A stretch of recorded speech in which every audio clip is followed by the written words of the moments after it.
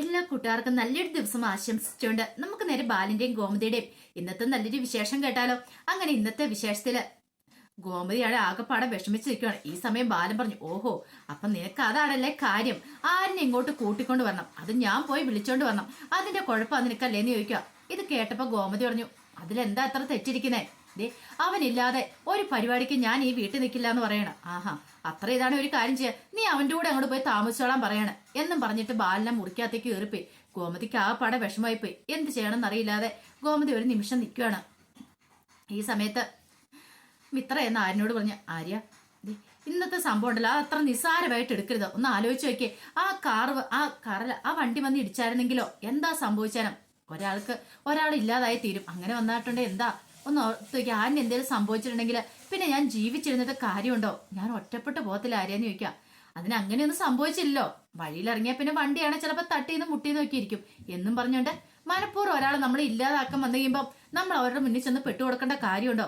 ഇതാ ആര്യ ഞാൻ പറഞ്ഞേ, നമുക്ക് വീട്ടിലേക്ക് തിരികെ പോവാം. അങ്ങനെയാണെങ്കിൽ നമുക്കിങ്ങനെ പേടിച്ചിരിക്കേണ്ട കാര്യമില്ല. അവിടെ ചെന്നാൽ പിന്നെ കുറച്ച് സ്വസ്ഥത സമാധാനമൊക്കെ ഉണ്ടാവും. ഇങ്ങനെ തനിച്ചായി കഴിയുമ്പോഴാ ഇങ്ങനെയുള്ള ആക്രമണങ്ങളൊക്കെ ഉണ്ടാവണമെന്ന് പറയാം.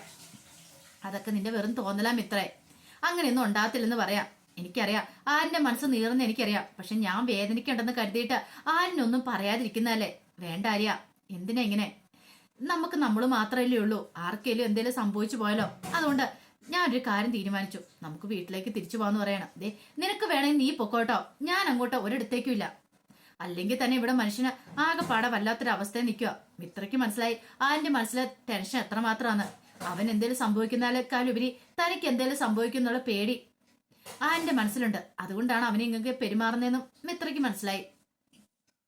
ആ സമയം ആനന്ദ് ഫോണും എടുത്തോണ്ട് പുറത്തേക്ക് ഇറങ്ങുവാണ്. പിന്നീട് ശ്രീദേവിനെ വിളിക്കുകയാണ്. അപ്പൊ ആ ശ്രീദേവി ശ്രീവിദ്യയും കൂടെ സംസാരിച്ചുകൊണ്ടിരിക്കുകയാണ്. നോക്കി കഴിയുമ്പത്തിന് ആനന്ദിന്റെ ഫോണ്. ഇതെന്താ ചേച്ചി ബെല്ലടിച്ചിട്ട് ഫോൺ കോൾ എടുക്കാത്തേന്ന് ചോദിക്കേ. ഒന്നുമില്ലാന്ന് പറയാ. ചേച്ചി കോൾ എടുക്കുക, എടുത്തില്ല, കോള് കട്ടായിപ്പോയി. ഇതേ ചേച്ചി വീണ്ടും വിളിക്കുവാണെങ്കിൽ എടുക്കണോന്ന് പറയണം. ഞാൻ എടുത്തിട്ട് എന്ത് സംസാരിക്കാനാ? എന്താ നിങ്ങൾക്കൊന്നും സംസാരിക്കല്ലേ? എൻഗേജ്മെന്റ് അല്ലേ വരാൻ പോന്നെ, എൻഗേജ്മെന്റിനെ കുറിച്ച് സംസാരിക്കാം, കല്യാണത്തെ കുറിച്ച് സംസാരിക്കാം, പിന്നെ എന്തൊക്കെ കാര്യങ്ങളാണ് സംസാരിക്കാനായിട്ട്? ഇതൊക്കെ ഞാൻ പറഞ്ഞു പഠിപ്പിക്കേണ്ട കാര്യം വല്ലതും ഉണ്ടോന്ന് ചോദിക്കാം. അത് കേട്ടതും ശ്രീദേവി പറഞ്ഞു, എനിക്ക് അങ്ങനെയൊന്നും പറയാൻ അറിയത്തില്ല, എന്തൊക്കെ കള്ളത്തരാ പറഞ്ഞുകൊണ്ടിരിക്കുന്നറിയാവോ? ഇനി അതിൽ കൂടുതൽ ഇനി എന്തൊക്കെയാ പറയണേ? എന്തെങ്കിലും ആനന്ദേട്ടൻ ചോദിച്ചിട്ടുണ്ടെങ്കിൽ ഞാൻ എന്താ പറയണേ? അപ്പോഴേക്ക് വീണ്ടും ഫോൺ ബെല്ലടിച്ചു. നോക്കിക്കഴിഞ്ഞപ്പോ ആനന്ദ വിളിച്ചോണ്ടിരിക്കുന്നത്. ചേച്ചി കോൾ എടുക്കാൻ പറയണേ. അങ്ങനെ കോൾ എടുത്തു. അപ്പോഴേക്കും അങ്ങോട്ടേക്ക് ശ്രീകലയും കൂടെ വന്നു. ശ്രീകല വന്ന് ഇങ്ങനെ ശ്രദ്ധിച്ചു കേൾക്കുക, എന്താ പറയണേന്ന് അറിയാൻ വേണ്ടിയിട്ട്. ഹലോ ആനന്ദേട്ടാ. അയ്യോ, ഇതെന്തെടുക്കുമായിരുന്നു ശ്രീദേവി? ഞാൻ മുമ്പേ ഒന്ന് വിളിച്ചിട്ടുണ്ടായിരുന്നു പറയാം. അത് പിന്നെ ഞാൻ എന്നൊക്കെ പറഞ്ഞുകൊണ്ട് നിൽക്കുകയാണ്. ഞാൻ വിളിച്ചത് ബുദ്ധിമുട്ടായെന്ന് നിൽക്കും. ബുദ്ധിമുട്ടോ? എനിക്കെന്ത് ബുദ്ധിമുട്ട്? എനിക്ക് ബുദ്ധിമുട്ടൊന്നും ഇല്ലാന്ന് പറയാം. ഞാനേ ദേവിനെ കുറിച്ച് ആലോചിച്ച് കഴിഞ്ഞപ്പം വിളിച്ചാന്ന് പറയാം. ഇന്ന് എനിക്ക് ഒത്തിരി സന്തോഷമായി, എന്നെ ദേവി കാണാനായിട്ട് വന്നല്ലോ, എനിക്ക് ആ കുഴിക്കട്ടയൊക്കെ കൊണ്ടേ തന്നല്ലോ എന്ന് പറയാം. ഇത് കേട്ടതും ശ്രീദേവി പറഞ്ഞു, അത് പിന്നെ എനിക്ക് എന്നൊക്കെ പറഞ്ഞ് നിൽക്കുക. എനിക്ക് മനസ്സിലായി ശ്രീദേവിക്ക് ഞാനിപ്പോ വിളിച്ച ബുദ്ധിമുട്ടായോ എന്ന് ചോദിക്കുക. എനിക്ക് ബുദ്ധിമുട്ടൊന്നുമില്ല, ആനന്ദേട്ടൻ പറഞ്ഞോളാൻ പറയാണ്.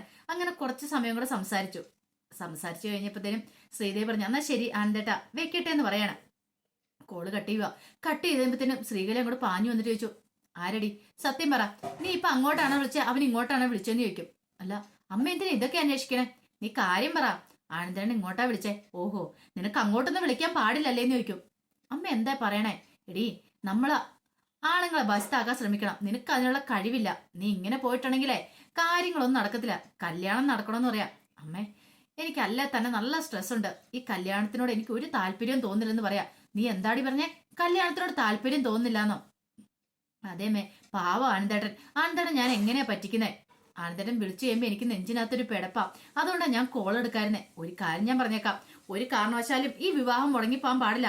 അങ്ങനെ എന്തെങ്കിലും മുടങ്ങിയിട്ടുണ്ടെങ്കിൽ പിന്നെ ഈ ശ്രീകലയുടെ തനി സ്വരൂപം നീ അറിയൂന്ന് പറയാം എന്നും പറഞ്ഞ് ചവിട്ടി കുലിക്ക് അങ്ങോട്ട് പോവാണ്. ശ്രീദേവിയോട് ശ്രീവിദ്യ പറഞ്ഞു, കണ്ടില്ലേ അമ്മ പറഞ്ഞത്? ഇതാ ഞാൻ ചേച്ചിയോട് പറഞ്ഞേ, ചേച്ചി ആനന്ദേട്ടനെ ഇടയ്ക്ക് വിളിക്കണം, സംസാരിക്കണം. ഇതൊക്കെ ആനന്ദേട്ടന് ഇഷ്ടമുള്ള കാര്യങ്ങളല്ലേ, പിന്നെ ചേച്ചി എന്തിനാ പേടിക്കണമെന്ന് ചോദിക്കാം. എനിക്കറിയാം അതൊക്കെ, പക്ഷെ എന്നെ സംബന്ധിച്ചിടത്തോളം എനിക്ക് മനസ്സിന് ഭയങ്കര കുറ്റബോധം. ആനന്ദേട്ടൻ അത്രയ്ക്ക് പഞ്ചപാവാ, ആ മനുഷ്യനെ ഞാൻ ചതിക്കുവാളാന്ന് ഓർത്ത് കഴിയുമ്പം എനിക്ക് സഹിക്കാൻ പറ്റുന്നില്ല വിദ്യ.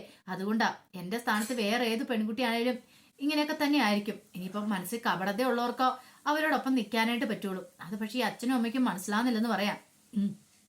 മനസ്സിലാവുന്നില്ല പോലും. അച്ഛൻ നമുക്കായിട്ട് ഉണ്ടാക്കി വെച്ച എന്താണെന്നറിയാലോ. അമ്മ ഇടയ്ക്കിടയ്ക്ക് പറയുന്നതല്ലേ, കുറെ കടം മാത്രമാ, അത് വെച്ച് കല്യാണം നടത്താൻ പറ്റുമോ ഈ ജീവിതത്തില്? ഈ വീട്ടിൽ നിന്ന് പോകത്തുള്ളൂ. ഇങ്ങനെ ചില തരികടകളൊക്കെ നടത്താതെ ഒരു കാരണവശാലും ദേവി ചേച്ചിയുടെ കല്യാണം നടത്താൻ പറ്റില്ലെന്ന് അവർക്ക് ഉറപ്പായിട്ടും അറിയാം. അതുകൊണ്ടാണ് അച്ഛനും അമ്മയും ഇതിന് ഇറങ്ങി തിരിച്ചിരിക്കുന്നത്. ഇനിയിപ്പം ഇത്ര ആയില്ലേ, നനഞ്ഞിറങ്ങിയിട്ട് ഇനിയിപ്പോ കുളിച്ചു കയറല്ലാതെ വേറെ നിവൃത്തിയില്ലോ. ചേച്ചി ധൈര്യമായിട്ട് മുന്നോട്ട് പോകും. എന്തിനും ഏതിനും ഞാൻ ഒപ്പം ഉണ്ടെന്ന് പറഞ്ഞിട്ട് അങ്ങനെ ശ്രീദേവിനെ സമാധാനിപ്പിക്കുകയാണ്. പിന്നീട് ഗോമതൻ ഡൈനിങ് ടേബിളിൽ ഇങ്ങനെ ഇരിക്കുകയാണ്. അപ്പോഴേക്കും ബാലൻ അങ്ങോട്ട് കഴിക്കാനായിട്ട് വന്നു. ബാലനും വന്നിരുന്നു. പിന്നീട് ആകാശനോട് പറഞ്ഞു, ഇരിക്കട ആകാശം എന്ന് പറയാണ്. അപ്പോഴേക്കും മീനാക്ഷിയും അനുസരിയും കൂടെ വന്നു. ഗോമതിയുടെ ഇരിപ്പ് കണ്ടപ്പോൾ ബാലൻ പറഞ്ഞു, നീ എന്താ ഗോമതി ഇങ്ങനെ ഇരിക്കുന്നത്? ഒരു മരണ വീട്ടിൽ ഇരിക്കുന്ന പോലെ. എനിക്ക് ഫുഡ് വിളമ്പെത്താ. ഇത് കുന്ന് കുറെ കറികളും കാര്യങ്ങളൊക്കെ ഉണ്ടല്ലോ എന്ന് പറയാം. അപ്പോഴും ഗോമതി ഒന്നും മിണ്ടിയില്ല. അമ്മയുടെ ഇരിപ്പടപ്പം പന്തിയെല്ലാം തോന്നിക്കഴിഞ്ഞപ്പോൾ മീനാക്ഷി പറഞ്ഞു, ഒരു കാര്യം ചെയ്യാച്ചാ, ഞാൻ വിളമ്പി തരാമെന്ന് പറഞ്ഞിട്ട് വിളമ്പി കൊടുക്കണം. അപ്പം മീനാക്ഷി എന്നിട്ട് ഗോമതിയോട് പറഞ്ഞു, അമ്മ ഒരു കാര്യം ചെയ്യാം, കൈ കഴുകിട്ട് വാ, ഫുഡ് കഴിക്കാൻ പറയണം. ഇത് കേട്ടതും ഗോമതി അങ്ങോട്ട് ചാടി എഴുന്നേറ്റു. ഫുഡ് കഴിക്കാനോ? ഈ കുടുംബത്തിൽ ഞാൻ പച്ചവെള്ളം പോലും കുടിക്കില്ലെന്ന് പറയാണ്. ഇത് കേട്ടതും ബാലനങ്ങ് ചാടി എഴുന്നേറ്റ്, നീ എന്താ പറഞ്ഞേ? അതെ, പച്ചവെള്ളം പോലും ഞാൻ കുടിക്കില്ല.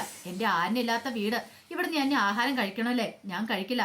എൻ്റെ ആരും വരാതെ ആഹാരം കഴിക്കില്ല എന്ന് പറയണം. ഇത് കേട്ടതും ബാലൻ പറഞ്ഞു, അതെ, എനിക്ക് ഇത് തന്നെ കിട്ടണം. രാവിലെ തൊട്ട് വൈകുന്നേരം വരെ കടയിൽ ഇരുന്നിട്ട് വരുന്ന, ഇത്ര റെസ്റ്റ് എടുത്ത് ഇച്ചിരി ആഹാരം കഴിക്കാന്ന് വിചാരിച്ച് വന്നു കഴിയുമ്പോഴത്തേനും അവളുടെ ഒരു പറച്ചിൽ കേട്ടില്ലെന്ന് ചോദിക്കാം. ഇത് കേട്ടപ്പോൾ ഗോമതി പറഞ്ഞു, ഓഹോ, ബാലേട്ടൻ രാവിലെ തൊട്ട് വൈകുന്നേരം വരെ കടയിൽ ഇരുന്നിട്ടാ വരുന്നത്. പക്ഷേ എങ്കിൽ എൻ്റെ ആര്യനോ, അവന് പൊരുവേലത്ത് നടന്ന് ലോഡും കൊണ്ട് നടക്കുക. അവന് കഴിച്ചോ കുടിച്ചോ എന്തായാലും ചെയ്തോ? പെറ്റമ്മയായി ഞാൻ അറിയേണ്ട ഈ കാര്യങ്ങളൊക്കെ. പാവം എൻ്റെ ആര്യൻ. എനിക്ക് അവനെക്കുറിച്ചുള്ള ചിന്തകളാ. ഇത്രയും കാലം എൻ്റെ മനസ്സിനെ വേവലാതികളും വിഷമങ്ങളും നിങ്ങളാരും അറിഞ്ഞിട്ടില്ല. ഞാൻ മനസ്സിൽ ഒളിപ്പിച്ചു വെച്ചു. പക്ഷെ ഇനി എനിക്കത് പറ്റില്ല. ഞാനത് നേരിട്ട് കണ്ടു. അവനാ പൊരുവേലത്തിൽ ലോഡും ചുമന്നുകൊണ്ട് പോന്നേ. ഒരമ്മയായി എനിക്കത് കണ്ടു നിൽക്കാണ്ട് സാധിച്ചില്ല. ബാലേട്ടന് മേലും മഴ മഞ്ഞും ഒന്നും കൊള്ളണ്ടല്ലോ, അതിനകത്ത് ഇരുന്നാ പോരേന്ന് ചോദിക്കുക. ബാലേട്ടൻ ഒരു നിമിഷമെങ്കിലും ചിന്തിച്ചിട്ടുണ്ടോ അവനുണ്ടോ ഉറങ്ങിയോ അതിനെക്കുറിച്ച് എന്തെങ്കിലും ചിന്തിച്ചിട്ടുണ്ടോ? പെട്ടെന്ന് ബാലൻ പറഞ്ഞു, എനിക്കതൊന്നും അറിയേണ്ട കാര്യമില്ലെന്ന് പറയാ. ഞാൻ എന്തിനാ അതിനൊക്കെ അറിയണേ? അവൻ തോന്നിയാസം പോയവനല്ലേ, അവന്റെ ഇഷ്ടപ്രകാരം പോയവനല്ലേ, അവൻ എന്താണെന്ന് ചെയ്യട്ടെ എന്ന് പറയാം. ഇത് കേട്ടതും ഗോമതി പറഞ്ഞു, പക്ഷെ എനിക്ക് അങ്ങനെ അവനെ തള്ളിക്കളയാൻ പറ്റില്ല. അവൻ എൻ്റെ മകനാണ്. എനിക്ക് അവനെ കൈവിട്ട് കളയാൻ പറ്റില്ല. ഞാൻ അവനെ ചേർത്ത് പിടിക്കുകയോ ചെയ്ത് തന്നെ ചെയ്യും. അവനില്ലാത്ത ഈ വീട്ടില് ഒരു നിമിഷം പോലും എനിക്ക് നിൽക്കാൻ പറ്റില്ലെന്ന് പറയാം. പെട്ടെന്ന് ബാലൻ എന്ത് ചെയ്യണം, അവിടെ ഇരുന്ന പാത്രം എല്ലാം കൂടെ തട്ടിത്തെറിപ്പിച്ചിട്ട് പറഞ്ഞു, അന്നാ നീ ചെല്ലടി, ചെന്ന് അവൻ്റെ കൂടെ പോയി താമസിക്കുക. മുമ്പ് നിന്നോട് ഞാൻ പറഞ്ഞല്ലേന്ന് ചോദിക്കും. ഇത് കേട്ടതും ഗോമതി പറഞ്ഞു, അതെ, അത് തന്നെ ഞാൻ തീരുമാനിച്ചിരിക്കുന്നത്. ഇനി ഞാൻ ആരിനോടൊപ്പം ജീവിക്കാനായിട്ട് പോവാ എന്നും പറഞ്ഞുകൊണ്ട് ഫ്രിഡ്ജിന് മുകളിലിരുന്ന ഫോണും എടുത്തോണ്ട് ഗോമതി പെട്ടെന്ന് അങ്ങോട്ട് പോകാനിറങ്ങുമ്പോഴത്തേനും മീനാക്ഷിയൊക്കെ ഒന്ന് തടയണം. അമ്മ ഇവിടെ നിൽക്കമ്മേ, ഒന്ന് പറയുന്ന കേൾക്ക്. അമ്മ ഇത് എങ്ങോട്ടാ പോണേ? പോവല്ലേന്ന് പറയണം. ഇത് കേട്ടൻ പറഞ്ഞു, ഇതേ മീനു, നീ അങ്ങോട്ട് മാറി നിൽക്കാൻ പറയണം. ആകാശ് തടയാൻ വന്ന ആകാശനും കൈയൊക്കെ തട്ടി മാറ്റിയിട്ട് ഗോമതി അങ്ങോട്ട് ഇറങ്ങുവാണ്. ആ സമയത്ത് ബാലൻ പറഞ്ഞു, ആരും തടയാൻ പോണ്ട, പോട്ടെ എന്ന് പറയാണ്. അങ്ങനെ ഗോമതി അങ്ങോട്ട് ഇറങ്ങുമ്പോഴത്തേനും ആകാശ് അമ്മയെന്ന് വിളിച്ച് പുറകെ ചെല്ലുന്ന സമയത്ത് ആകാശിന്റെ കയ്യിലേക്ക് കയറി പിടിക്കണം. അവിടെ നിൽക്കടാന്ന് പറഞ്ഞോണ്ട് ഗോമതി ഒന്നും മിണ്ടാതെ ഗോമതി പുറത്തേക്ക് ഇറങ്ങിപ്പോയി. വല്ലാത്ത ടെൻഷനായിപ്പോയി ആകാശിനും ആരിനും ഒക്കെ. എന്ത് ചെയ്യണമെന്ന് അറിയത്തില്ല. ആകാശിനും ആരിനല്ല കേട്ടോ, ആകാശിനും മീനാക്ഷിക്കും ഒക്കെ. പിന്നീട് അനുസരി മുറിയിലേക്ക് കരഞ്ഞോണ്ട് അങ്ങോട്ട് പോവാണ്. കരഞ്ഞോണ്ട് എന്നിട്ട് അനുസരി പറഞ്ഞു, എനിക്കറിയത്തില്ല, അമ്മ ഇറങ്ങിപ്പോയി, അമ്മ ഇങ്ങനെ ഒന്നും ചെയ്യുന്നതല്ലായിരുന്നു പറയാണ്. മീനാക്ഷി പറഞ്ഞു, അവസാനം അമ്മ അണ പൊട്ടി ഒഴുകി, അതാ സംഭവിച്ചേ. ഇത്രയും നാളും അമ്മ കടിച്ചു പിടിച്ചിരുന്ന, പക്ഷെ ഇപ്പോഴും അമ്മയ്ക്ക് അത് സഹിക്കാൻ പറ്റിയില്ലെന്ന് പറയണം. അച്ഛനിങ്ങനെ പറഞ്ഞു തന്നു. അനുസരി പറഞ്ഞു, അത് ശരിയാ.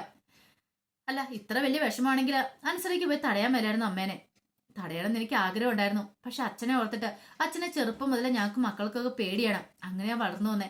അതുകൊണ്ട് അച്ഛൻ എന്തെങ്കിലും പറയുമെന്ന് ഭയന്ന തടയാതിരുന്നേന്ന് പറയാണ്. പെട്ടെന്ന് ആകാശ് പറഞ്ഞു, അത് ശരിയാ, ഞാനും അതുകൊണ്ട് മാത്രം. നിങ്ങളെല്ലാവരും അച്ഛനെ എന്തിനാ ഇങ്ങനെ പേടിക്കണേ? ഉള്ള കാര്യം ആരുടെ ആളും മുഖത്ത് നോക്കി പറയേണ്ട കടമ നിൽക്കില്ലേ?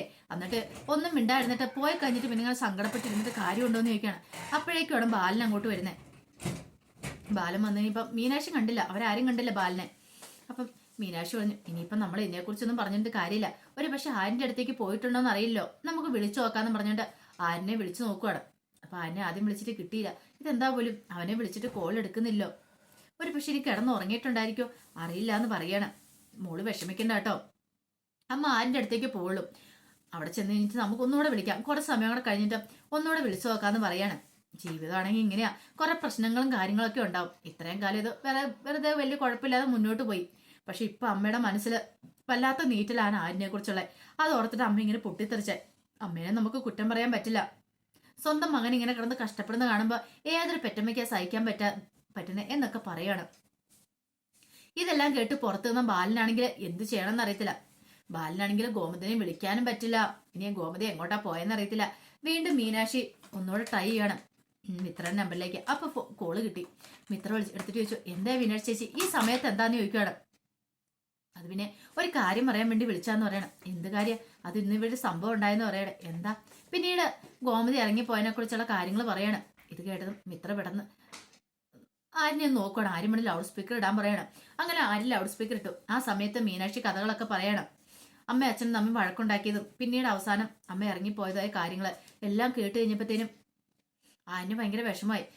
മീനാക്ഷി ചേച്ചി അമ്മ അങ്ങോട്ട് വന്നോന്ന് ചോദിക്കുക. ഇല്ല മീനാക്ഷി ചേച്ചി അമ്മ അങ്ങോട്ട് വന്നില്ല എന്ന് പറയണം. ഇനിയിപ്പോൾ അമ്മ അങ്ങോട്ടല്ലേ പോയത്.